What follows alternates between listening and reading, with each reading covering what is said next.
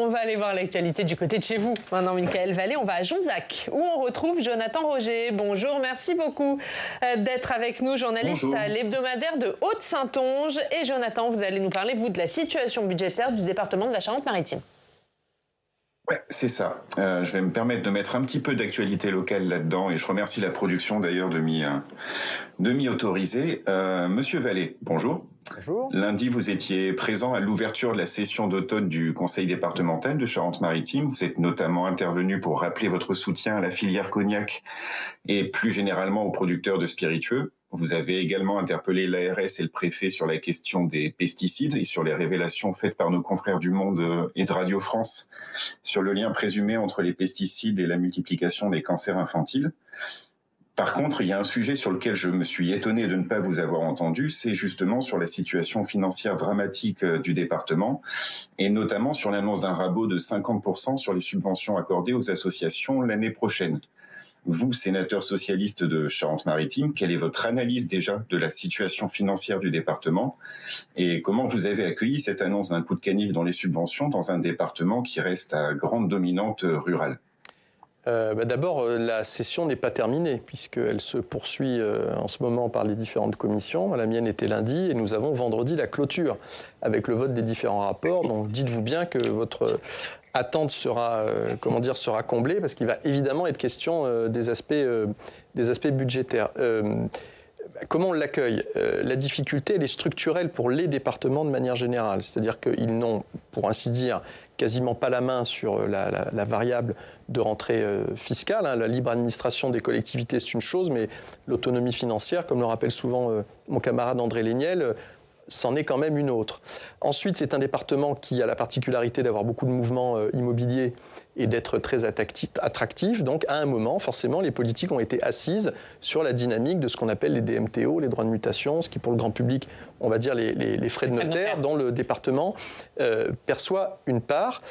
Et vous ajoutez à cela que les dotations de l'État, là, il y a des prévisions qui ont été faites par plusieurs fédérations de collectivités. Bon, je crois que pour le département de la Charente-Maritime, ça sera à peu près 15 millions. Donc, quand vous perdez une première année plus de 20 millions d'euros de DMTO, l'année suivante, plus de 40 millions, que vous avez une baisse de votre dotation globale de fonctionnement et qu'en plus vous hésitez quand même, j'imagine dans l'esprit de la majorité départementale à laquelle je n'appartiens pas, à modifier les taux de DMTO parce que ça veut dire que quand vous achetez votre maison, vous l'achetez plus cher et que déjà les taux d'intérêt bancaires limitent un peu la dynamique du marché, vous êtes pris dans un étau. Et le dernier élément de particularité des départements, c'est que, par exemple, en Charente-Maritime, sur un budget d'1,2 milliard, vous avez plus de 400 millions de dépenses liées à l'action sociale. Moi, j'ai apprécié que la présidente dise lundi matin que ce n'était pas un fardeau, mais que c'était un honneur d'avoir l'action sociale à mener, parce que c'est un discours qu'on n'entend pas toujours de la part des présidents de département. Mais ces dépenses-là, par la situation sociale, elles vont augmenter aussi.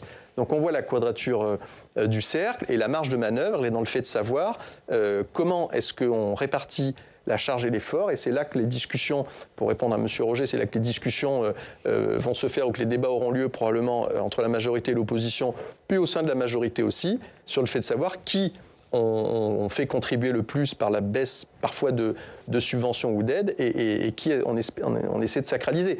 Nous, on a notamment l'idée qu'il y a des associations, de grandes associations assez costaudes qui emploient du personnel. Et donc là, on rentre encore dans autre chose qu'une baisse de subventions sur une manifestation culturelle, par exemple, portée par une collectivité. Un dernier mot, Jonathan ? Ok. Juste si je peux vous relancer sur un tout petit sujet, est-ce que c'est de nature du coup, ce besoin par exemple de recettes pour le département, à vous faire revoir votre position sur l'éventualité d'un péage sur le pont d'Oléron ? Et aussi, est-ce que pour vous, le mal est plus ancien ? Est-ce que toute cette situation ne découle pas aussi du mandat précédent de Dominique Bussereau ? Sur le mandat de Dominique Bussereau, je vous dirais bien que quand vous avez des moyens qui sont à disposition, si vous ne les utilisez pas, vous trouverez toujours à un moment au niveau de l'État des gens pour dire les départements les mieux dotés et qui ont de la réserve n'auront plus droit à ça, ça ou ça. Donc quand on a des moyens, on essaie d'être dynamique et de les utiliser. Il y a des choix qui ont été faits qui, évidemment, sur lesquels on peut ne pas être d'accord. Et il y a eu, je pense, quelques danseuses, mais s'il n'y avait qu'en Charente-Maritime. Il y a eu quelques danseuses, quelques équipements sur lesquels les dépenses étaient quand même faciles parce qu'on avait l'argent facile. Sur le péage d'Oléron, je m'étonne qu'un journaliste d'investigation comme vous ne connaisse pas le sujet de manière plus précise parce que les dépenses rendues possibles par la perception d'une écotaxe ou d'un droit environnemental de passage ne peuvent pas être affectées tous azimuts à d'autres dépenses. C'est uniquement lié aux questions de protection de l'environnement et de transport propre.